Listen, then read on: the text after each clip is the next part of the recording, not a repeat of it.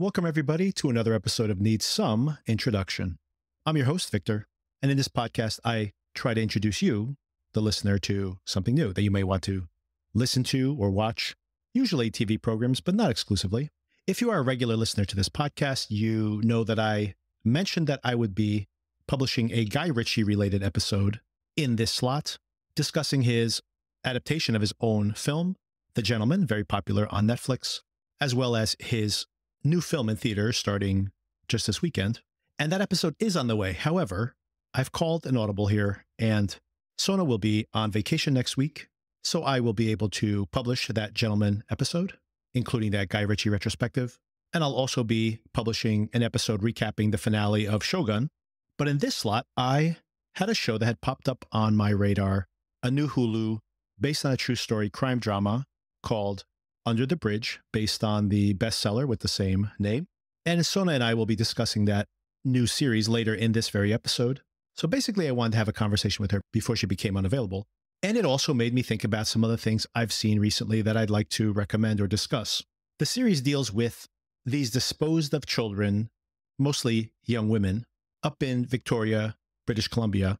And it's based on this nonfiction book, also called Under the Bridge, by Rebecca Godfrey, who sadly died of lung cancer just a few years before the production of the series. As a matter of fact, just as the series was greenlit. And as is outlined in the series itself, she was actually from this part of Canada, was living in New York, had already had a relatively successful book, and was returning to her hometown to explore the issues of her youth. And that ends up dovetailing with this murder investigation. So I was really intrigued by this. It has echoes of Mare of Easttown, which Sona and I covered here in the podcast years ago. And I thought it would be something interesting to discuss with her. And I found this series very interesting. 2 episodes are available currently, and I can't wait to hear her thoughts on it as well. That is coming later. But before, I have some recommendations, some mini reviews that also deal with the traumas we endure over the course of our lifetimes. All of these are not necessarily true crime related. Most of them are true crime related, but just based on actual biographies. And I do think some of these recommendations here do dovetail into the themes here of this show as well. Okay, I'd like to start things off with a brief review of The Iron Claw. Now, this film came out in theaters around Christmas time, came out with a relatively small initial release, but strong word of mouth, got it to about $30 million at the box office. This is from production studio 824, having a hot streak recently. They just had Civil War, which we covered here in a podcast just a couple weeks ago. And this film is directed by Sean Durkin, who's only made a few films. He's produced quite a few films, but only made a few films. One that I've recommended here on the podcast before, his debut film, or actually I think it may have been his second film, Martha, Marcy, May, Marlene, which featured a star-making turn for Elizabeth Olsen before she became Wanda Maximoff in the Avengers films. And a relatively early performance by Christopher Abbott as well. That's a great film, very highly recommended, by the way, and also dovetails with some of the themes of this Under the Bridge. A young woman gets in way over her head. In that case, she is joining a cult. I do believe it's available to stream again, possibly on Netflix. I did see it pop up recently, and it's a really excellent film. But Sean Durkin has had this interesting career, has made relatively few films, and this one, Iron Claw, is about the tragedy of the Von Erichs, which is a family of wrestlers from Texas. In popular culture, the conversation here is that Zac Efron, who gives an excellent performance, by the way, got completely jacked for this role. I mean, he's physically completely transformed. He's packed on 25 pounds of muscle, probably. And his wrestling brothers are played here by Jeremy Allen White from The Bear, of course, which we've covered here in a podcast multiple times. Harris Dickinson, who we just saw in Murder at the End of the World and Triangle of Sadness, both covered here in the podcast. And their patriarch is played by Holt McCallany, who's just this great character actor. You've seen him 100 times. He's been in David Fincher's Netflix series, Mindhunter, among other things. But one thing I want to call out, I do not think this is available on Hulu or the FX app anymore, but there's a 1-season series about him as an aging boxer who is starting to have the onset of dementia and is trying to hide it as he's trying to make this comeback simultaneously. And the series is called Lights Out, and he's fantastic in it. The series is fantastic, was never picked up for a second season, unfortunately. But if you can find it, it's really lights out, no pun intended. And he plays the dad here. And another thing that connects this to some of the other content I'm going to be discussing today you could very well see this patriarch, this father character, Fritz, based on an actual character called Fritz Van Erich, as the villain of this piece. And as a matter of fact, the toxicity of his withholding of affection to his sons is a central theme of this whole entire thing. But they do make him a very sympathetic character. You do see him as a good father, and that's part of the abuse, the withholding of the adoration, the forcing of this competition on his boys for his affection is part of his abuse. But he's part of this cycle as well. And what plays out in the course of the film is sometimes just simple bad twists of fate, but sometimes directly correlated to this toxic competitiveness within the family, leads to one tragedy after another. And as a matter of fact, some of the characters have been conflated here intentionally to streamline the story. If you do, check out the Vice series, The Dark Side of the Ring, for the episode on the Von Erichs. If you want additional material after watching this, it's available on YouTube. Honestly, the tragedy of the family goes even deeper than what we see here, but even this is rough. All the performances are really terrific. I especially want to call out Maura Tierney, who I haven't seen in too many things recently, as the mom here, and her silently sitting by and allowing these things to happen and witnessing what happens to her sons is utterly devastating. The film's not perfect. The wrestling scenes are, for the most part, very convincing. I'm not a huge wrestling fan, so I'm sure there's nits to pick here. But for me, I found it relatively convincing all the way throughout. The performances across the board really excellent, and really exploring this trap of fetishizing expectations of masculinity and imposing that on your kids. And the biggest surprise in the film for me, it really stands out, is when Maura Tierney's character is describing the first time she had met the father, Fritz. And she described that she had never seen a more well-rounded man before. He was an athlete, but he was also a classically trained clarinetist and was actually on a music scholarship in college when he transitioned, really focused on football, and then his failed football career led him to his wrestling career. And of course, it was a different period of time, but it does really drive home the point that these expectations that he put on himself to achieve within this particular arena, even though he had these other fascinations, and how he kind of subverted those aspects of his personality and then single-mindedly focused on this, achieving these success himself as well as his sons in this performative, extremely performative, obviously it's wrestling, it's staged for the most part, representation of masculinity. It's really an interesting, dense, thematic exploration of the potential negative side of this kind of fixation, pushing your body or destroying your body, and in so doing, destroying your relationships around you as well. It doesn't do the best job of exploring all these things, so it doesn't succeed 100%, but for the most part, the representation of the love between these brothers really, really works. And man, the last scenes of this film really hit me hard. It's like emotionally really a knockout punch. So that's The Iron Claw. It's available to rent right now. It will be available to stream soon on HBO. They have not officially announced the day yet, but A24 has an exclusive streaming relationship now with HBO. So that should be available any day now on HBO. Keep your eyes peeled. It'll probably be one of those Saturday premieres. But if you'd like to catch up on it right now, it's available to rent or buy via all your digital platforms. Speaking of toxic masculinity and true crime-related material, the next topic is a series that I started watching last week. Honestly, I've stopped halfway through. I will finish the series. But even halfway through the series, especially because episode 4, the midpoint of the season, is so powerful. It's honestly one of the most impressive hours of TV. I don't even think it's an hour. I think it's probably closer to half an hour, honestly. Let's just say episode of TV that I've seen a very long time. This is a show that was kind of under the radar, so I wasn't even going to bring it up. But now it appears to be jumping up the charts on Netflix. As a matter of fact, this morning I checked on Netflix, and I believe this is number 2 right now on the Netflix chart. So it has definitely gained a lot of traction this week, and understandably so. The series is called Baby Reindeer, and it's based on a stand-up act. This isn't comedy, by the way, but I guess it was a live performance. This kind of anti-comedy that has become popular among comedians now. Someone who I'd never seen before, by the way, somewhat famous in England, this actor called Richard Gad. This is based on his own true life story. This experience he had where he was stalked by this woman when he was a bartender in a bar, maybe a decade ago at this point. And he has fictionalized this character somewhat. Donnie, he calls himself in the series. And he has written this based on his own material and directed as well. And what a surprise this series was for me. I started watching it. I didn't watch the trailers. I thought it was going to be a very black comedy about someone who's being stalked, a man in this case being stalked by a woman. All of this sounded interesting, but I was like, well, let me just sample it.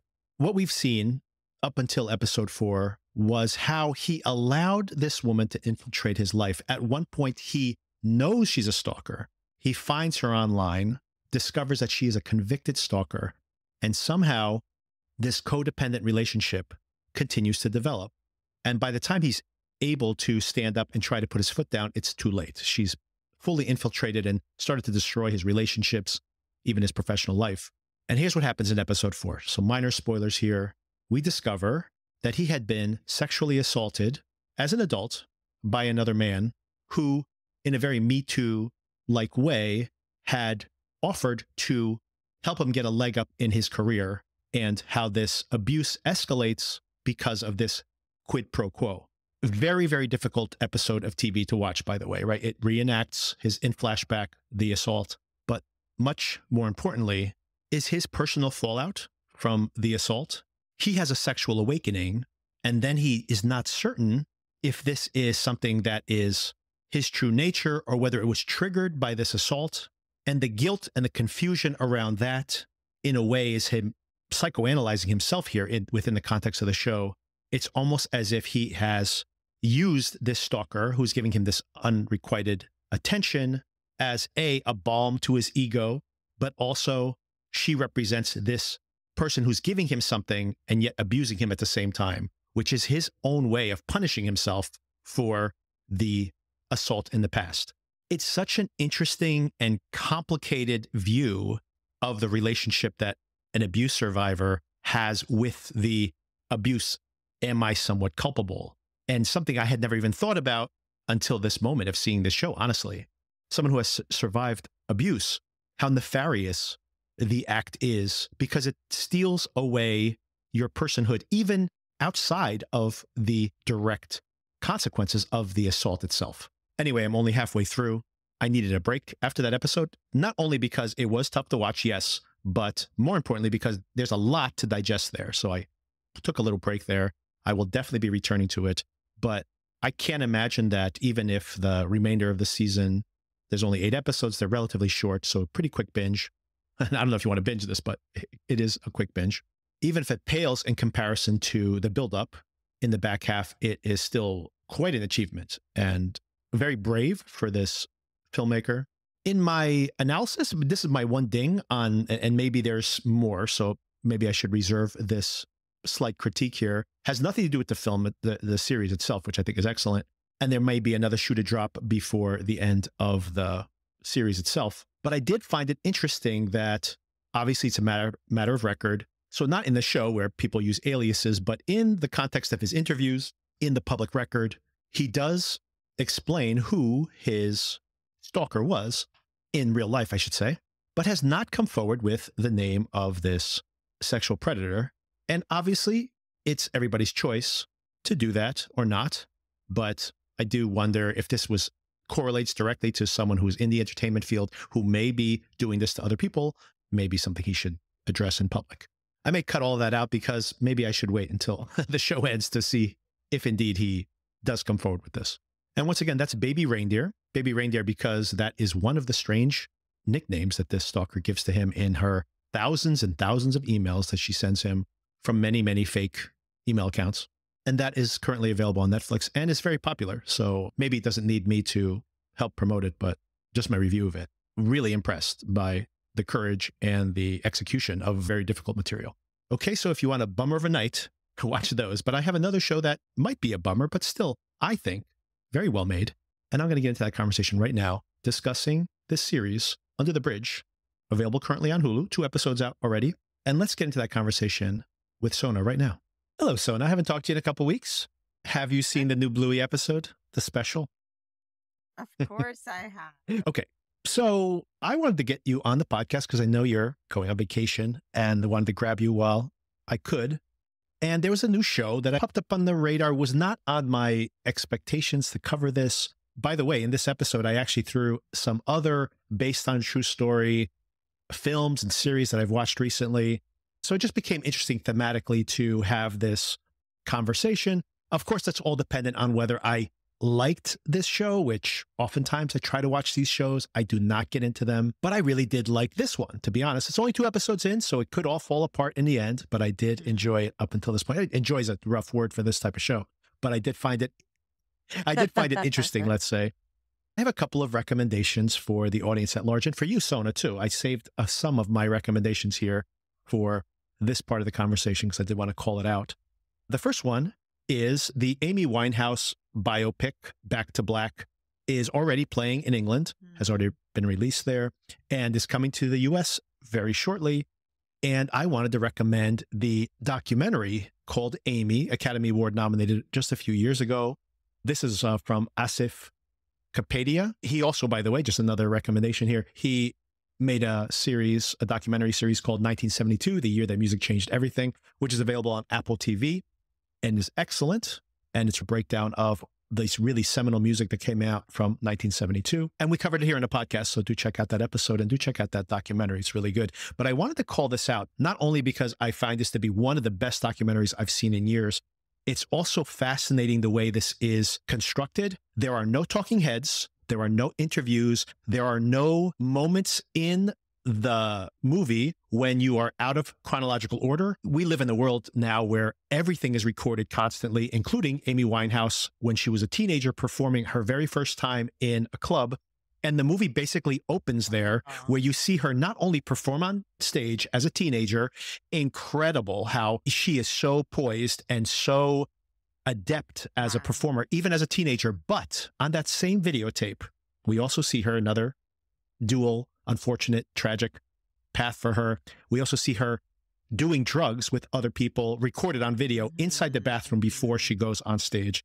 So you see it right there at the very beginning. But the documentary itself is all assembled from archive footage. It's as if you're watching a movie, but all made up of actual footage. And it is absolutely incredible.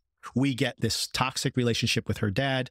He becomes a contestant on this BBC TV series, one of these I'm a celebrity, get me out of here type shows. And you see how he is really preying on her infamy at this point because she's already come out of rehab and she's become a tabloid fixture at this point. And the moments where he is basically saying these really terrible things about how he is using this as a way to get famous is actually from the reality show. So it's incredible how everything is assembled from this found footage. And I cannot imagine how difficult it was to construct this thing, but it is absolutely astounding. And I was a fan of Amy Winehouse. She doesn't have that much music, but I'll tell you that after I watched this, I was like, this woman was a genius. She was a lyrical genius. And I was so impressed with her being able to, in the recording studio, just improvise some incredible lyrics right off the top of her head. Yeah, I'm just so impressed by her, and a real loss, once again, another one of these tragic losses in the recent years, but highly recommended. And it's easy to stream. I think it might also be on Netflix right now, but very easy to find, Amy. And of course, probably going to be better than the biopic, which I haven't seen yet, so I can't really judge it. But I do want people to watch the Amy documentary, which is just absolutely extraordinary. And one more recommendation, which is directly aligned with maybe this series we're going to touch on, also created in the same manner, something that is assembled from actual footage, is a movie called American Murder, The Family Next Door on Netflix. And this is the story of Chris Watts, this Colorado native who murdered his family. Have you seen this, Sona, by chance? No, I This haven't. is also fascinating. And like I mentioned before, the cold open of this documentary is the Ring camera where the neighbors are concerned that they haven't seen the wife in a while. And you literally see them via the Ring camera waiting for the police to arrive. And then when the police shows up, we see the next few minutes of the investigation from the police officer's body camera. And the entire film, once again, is all created from the footage itself, the actual footage from Ring cameras and the police interviews and social media posts. It's another really remarkable, just a construction of a documentary, but also extremely difficult to watch. This story about this man who basically, to pursue a affair or to extend an affair that basically annihilated his entire family is one of the most disgusting things you can imagine ever happening. And it's just so tragic to see, for example, social media posts where he is playing with his children in the background while she is live blogging. And you know that on the same day is going to murder this whole entire family. It's gut churning, and you can't even imagine the mindset of someone like this. But seeing the actual footage rather than some kind of reenactment of it, it's pretty remarkable. So I do recommend that, although it's a tough watch. Oh, and one more thing I wanted to call out. Sona, did you see The Jinx? Did you ever watch The Jinx? Oh, I did back in the day. Yeah. My memory of it isn't that great. The season 2 of The Jinx is coming this weekend to HBO. So one more thing to just with this true crime Lollapalooza that we have here. So yeah, I had mentioned this to you. I was like, do you want to check this out? Maybe it'll be something you like. And I did really much like this. What did you think of Under the Bridge here on Hulu? I liked it. I liked it a lot. And I think there is a lot to like about it. It feels a little bit like Mare of Easttown, a little bit like Gone Girl. It has the true story aspect to it, which I personally am not familiar with the true story behind it. So I have no idea where it's going. And I've decided now that I've started watching it to not look up the true story so I can be along for the ride. I like, this is kind of a weird thing to say if it's based on a true story, but I like that it's very female centered. I like that it's featuring a South Asian family that are Jehovah's Witnesses, which is not something I've seen before. I think the girl who's playing Josephine, the young woman who's playing Josephine, is doing an amazing job of portraying a character that is not likable, but still very interesting to watch, and you want to know more about her.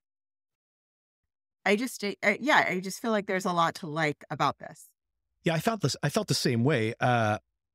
Just so you know, I did do a very cursory review of the actual case, maybe the first paragraph of a People magazine article.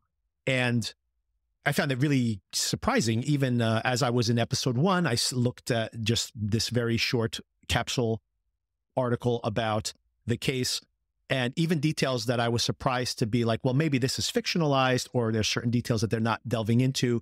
For example, the mom being a Jehovah's Witness, and this is something that's not fully explained here yet, but that there were false accusations made against the father, which they have laid exactly. And I was like, oh, they're not going to get into that. And by episode 2, we've already started to touch on it or hint at things that are going to be in there. So I think it's going to be very factually based. And also that the author herself, I thought this was fictionalized, but she was indeed from Victoria, British Columbia. She was there to research a book that she was working on about the girls in this area, troubled girls. And of course, coincidentally, this case erupts right on point in the midst of her being there. So it's seems to be very closely correlated to the case itself, which doesn't really matter, to be honest with you. I find the ideas are interesting. And as the father of a daughter, I am very concerned with the psychology of teenage girls when you hear the nightmare stories. Just watching these 2 episodes. Oh my God, yes, very stressful. And I have a question for you. So the girl who plays Reena, this actress Rebecca Gupta, I was really impressed because, to be honest, when I first was introduced to the character, I was thinking maybe because we know she's going to be the victim of a crime, we're not going to spend much more time with her, and she's going to be this kind of really annoying good girl gone bad, but like almost like a stereotypical character, and we have no real psychological insight into her. And the performance was a little one note. Of course, she has relatively short screen time in that first episode, but I was really impressed, and this is why I would recommend the show at this moment, and where I was so intrigued, was that it wasn't the show that I expected it to be, in the fact that we now flash back and we see her, a different version of this girl, just a year earlier, and the performance is really good. We see that she's going to have a transformation from the girl we see a year earlier to the girl who ends up in this circumstance by the end of the show. I thought that was really well done. And also that they really seem to be very interested in the psychology of all these characters. This author who has her own troubled past, the Lily Gladstone character who from Flowers of Killer Moon. Hey, if you want to think about that as another trauma-based true crime story, that is also had that Academy Award nomination for that excellent film. available on Apple TV, by the way, for anybody who wants to catch up on that as well. She has her own past. She is a minority woman in this town that is mostly white. There's some level of empathy there with the Rena character as well, or this actual true life person. But also we see, like you mentioned, Archie Punjabi from The Good Wife, by the way. And we also saw her, what did we see her in? Oh, in Hijack, right? I think she was underused in the series Hijack. But here, I think she gets to play a pretty complex character. And you do wonder about her, right? She is a Jehovah's Witness in this family that obviously is not Jehovah's Witness. And that is part of the strain and the alienation between her and her daughter. So I think the show is very interested in all the psychology of all these different characters. And like you mentioned before, a very female perspective. Maybe the men are not very well sketched out here. They're just pretty much chauvinist pigs, and so far anyway. Although I'd say that there is some complexity, I think, within Rena's family, because her cousin and her dad both are, once again, not the stereotypical characters you would expect to see in this type of story. So yeah, I'm very intrigued by all of this, and it's very well directed. I think the tone management here it's intriguing and dark, but stylish. Yeah, I'm very impressed with everything I've seen so far. Yeah, I definitely am interested in seeing how this story develops. And I personally can't remember, it doesn't mean it's not out there, but I don't remember recently seeing an ensemble type cast of teenage girls. So that's a novelty to me, to be able to watch young women of that age. And it's like a fairly diverse group, it feels like. So I'm very interested in that aspect as well. We also get to hear a lot of 90s music, which is always something that's fun. The music is good. Yeah. They even throw a little Sonic Youth in there. I'm like, wow, they're going pretty deep. This is something that's beyond the text of the show so far, but maybe it makes me raise the question now. You, of course, have experience of being a teenage girl.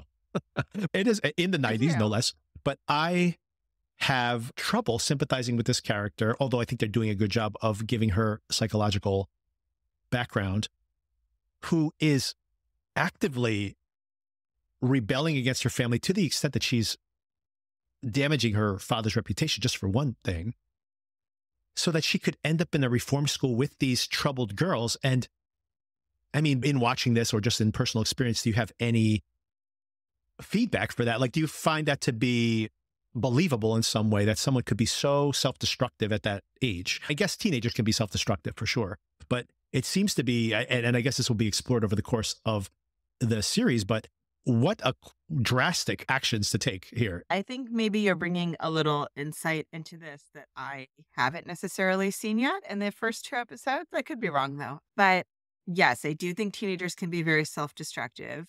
I do think that having a sense of belonging is really essential in the teenage years. And when you don't have that, I think it can be very damaging. So I guess it can be a perfect storm depending on the type of person you are to begin with and your personality type, how extreme you are. I think some people could just withdraw and become a loner and do their own thing, and other people might take extreme measures in order to have that sense of place in life. But it doesn't seem like a good life that these big girls are living, right? It doesn't seem like something that anybody rational would want. It was a little surprising to me, too, to see this dichotomy between what you would assume to be mostly well-off families. I don't know how wealthy the author's family actually was. Her parents were both writers, I believe, in her actual biography, Godfrey's actual biography. Godfrey, by the way, died of lung cancer at 54, believe it or not, just a few years ago when this show had already or was about to go into production. So surprising to hear that. But her parents were both writers. I don't know if the biography is going to be exactly the same here in the book, but you see this incredibly. I know you like real estate porn. This is an incredible lake house or like lakefront house they live in. Mm-hmm. And when she returns home, you see the dichotomy of that versus where these girls are, which there seems to be a whole culture in this place. Like you said, they call them big girls, of these disposed of teenage girls, which was kind of surprising to see this, right? First of all, I don't know if the concept of foster homes still exists. I know the concept of foster parents still exists, But that seems very much in tune with our childhood. And then they would make a Saturday morning show about it, about all these random kids who are together growing up. And it would be like a feel-good show. So the idea of a foster home like this existing socioeconomically in the same place as these other things are happening does seem very strange. Yeah. I guess this is in Canada, yes. Right? So maybe I'm bringing some kind of American perspective to it that is affecting me. But usually things are not that socioeconomically intermingled, especially because this town does not seem very dense. Right. Yes, right? Exactly. Like, I can understand when at a certain point, the population density is such that it is going to be very diverse in one way or another. But here, it seems like a more small townish kind of feel, not like tiny town, but I am surprised to see so many things coexisting in the same space. But maybe in Canada, that's not so unusual. I guess it's the stereotype not only of the United States, and it does speak to the strange racialization of poverty in this country. And, there's a whole discourse on what that means and how it kind of in some way proves that there is racism in this country or everywhere, I guess, in the world. But I always find it really interesting when I watch shows set in Britain, for example, these biographical films where people grew up extremely impoverished. And of course, now in this British Columbia district as well, or sometimes honestly, just seeing similar material covered for people who grew up like in the Seattle area or something, is always to see that there's always poverty, right, in these areas. And there's always these kind of neglected children, but it's not racialized, right? Because the population's all Caucasian usually, or extremely Caucasian. So in other words, it's interesting that there's always an underclass. And if there is a racial minority, then that will be the underclass. But if there's not, it still exists. It's just is not racialized. Yeah. I guess there are other ways to alienate these folks, whether it is based on their jobs or their biographies or whether they've been in trouble with the law or such. But it's just a different set of criteria, but it's always an underclass, basically. So it is interesting to see it from that perspective. What is really fascinating to me of the psychology, I guess this is what is going to be explored in the course of the show, is when somebody is not in that underclass and chooses literally to get herself, once again, I'm going a little bit into probably like episode 3, but in the biography of the actual girl who got herself put into foster care so that she could hang out with these girls. Mm-hmm. Can you imagine, obviously being a voyeur and, hanging out with the rough crowd is something that teenagers do all the time.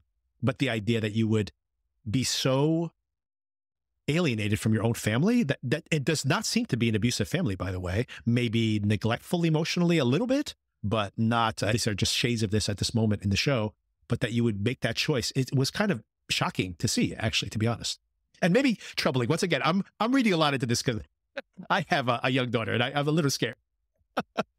Depending on how they develop this story, you can, if you feel like you have a safety net, you can make some riskier choices. That's true. Right? You can always go home, yeah. If you feel like, well, if this all goes bad, I'll just go back home. And I think that's something that, like in my life, I have noticed the difference between choices that I have made and choices that people with more of a safety net than I happen to have made. I think it does allow you to take some gambles. But again, like this, I don't know.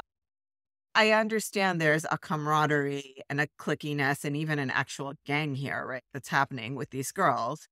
So you want to be a part of that. But it does seem like your quality of life is going to suffer living in that environment compared to where she's coming from, no matter how much fun it is to just hang out with your friends all the time. But maybe to her, it was like a summer camp kind of experience, right? Like you rough it for a few months and then you go home. Maybe, but I mean, when you end up in foster care, and not only that, but there's hinted out here that they dismiss her as a missing person at the beginning of the series because she's run away from home many times before. So she desperately wants to get out of that house.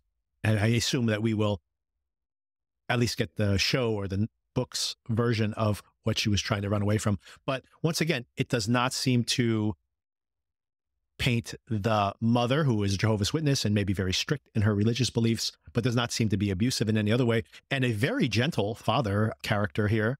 Mm-hmm. So it does not seem to be an unloving home. It may be strict, but not an unloving home.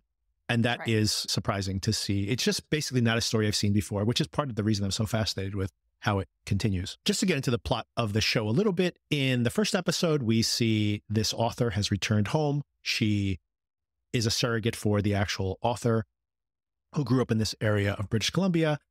There is a murder investigation occurring at the time because this young girl who, as we mentioned, outlined here, she's had this rough relationship with her parents. The police at first think that she may just run away, but over the course of the series, there's a police officer who's Lily Gladstone's character, who is also a minority, a Native American, adopted by a white family, and one of the few minorities in this town, which of course is important because we also see, for example, that Rena is immediately an outsider for the fact that she is one of the few minorities here. And there's also, in this gang of girls that she hangs out with, is also a Black girl who also has an affinity for her, once again, because they're probably relatively few outsiders. But the head of the gang, or the most charismatic character here, is this Josephine character, Jo, who seems to draw these girls to her.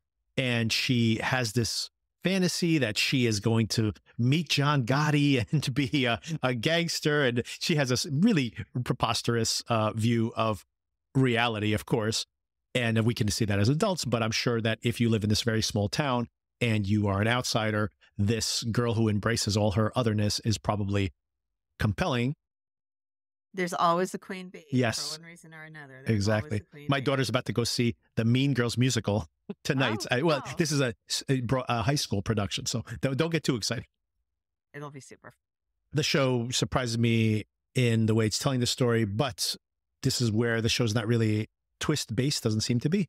It seems to be more interested in the psychology of the characters. But there is one little twist at the very end of episode 2, which is that this has been set up until this point to look like Jo, who's taken credit for killing Rena, is the prime suspect here, obviously, and she probably is the murderer. And then, spoiler for episode 2, that she's shocked that she actually is dead. So it seems like she was, once again, just like her, trying to puff up her reputation as a tough girl. This was something she was just taking credit for. But there is yet another killer that we have not yet discovered here.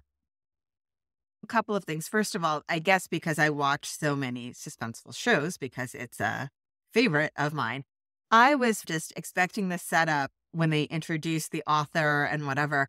I thought there were going to be like a dual timeline. Yes, I thought so as well. Yes. Right? Like it seemed like the writer was going to start investigating this. Like she was the bad girl, right? That she's the bad girl and this is her coming back to town and now reflecting on the case. Yes. Exactly. So I know I was trying to figure out, like, was she one of these girls in this scene? So it surprised me in its straightforward storytelling. And then, yes, here with the reveal, but I think it was also telegraphed that Jo is trying to take credit for this thing that she didn't do. And now she's shocked that it actually did happen. I thought this was a good, I don't know how true to life it is, but I thought this was a good way to set up this story and her character. And I feel like she's going to be a very complex character, and I'm interested in getting to know more about her. Yeah, and honestly, if it was just a reveal of this murder investigation, and this is why I think it's interestingly does dovetail back to Mare of Easttown, which obviously, because it's fictional, gets to have that shocking twist in episode 5, etc., which I don't expect to see in here. Maybe there'll be a shock as to who the actual killer is, although I do think it'll be true to the actual case. More importantly is that the show very much seems to be interested in delving into the psychology of all these characters. And I do think that is what it's going to be its focus throughout. And once again, like Mare of Easttown, which I think that show obviously was about the investigation, but it's really more about the interactions and the histories and the relationships between those characters. And even Kate Winslet's character, for example, her relationship with her daughter, but also her obsession with her work. So it was really more about the characters than it was about the mystery. And another show, by the way, that was an inspiration for Mare of Easttown that I'm going to throw out there now because it's available. The show just wrapped up. The entire series just wrapped up last year, which was Happy Valley, the British series, which if no one's ever seen that, excellent. And once again, always an investigation, but really way more interested in the psychology of the characters. Of course, in this particular case, this is an actual true life story. Right. So there might be some limitations on how much they can fictionalize, but I found this really interesting. I was very engaged throughout so far. Yeah, I agree. And I think I read that it's not that many episodes.